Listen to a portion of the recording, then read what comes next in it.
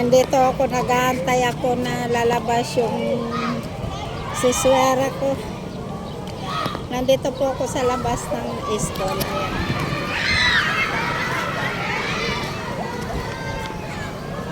Nakaupo ako dito sa front. Diba? Ang init, uy. Ginoo ko, gabi talagang kainit ay. Malapit na kasing mahal na araw, siguro mainit. Ay, nako. Lumabas ang isa. Ay, ang isa makulit. Init talaga mga loves ay nakakaano.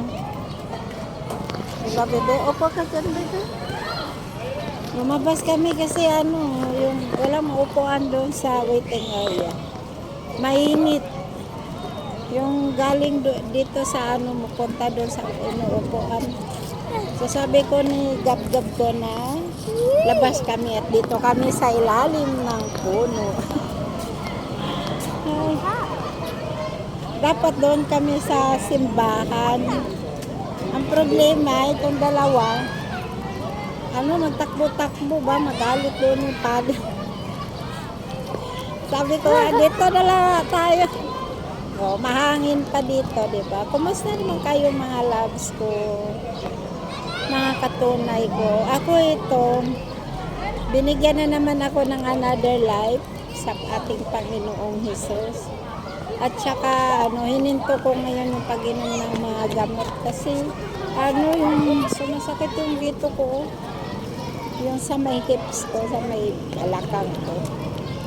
Tapos sabi ko ganun, baka sa kakainom ko ng mga gamot matatamaan yung kidney ko.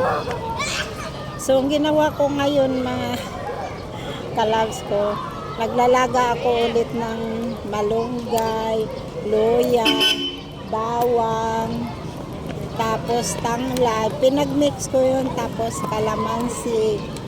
Dapat yun kung may guabano, hinahaluan ko guabano at saka mangga. Wala man. So yung gibanggit ko, yun ang pinapakulo ko. Tapos yun, iniinom ko.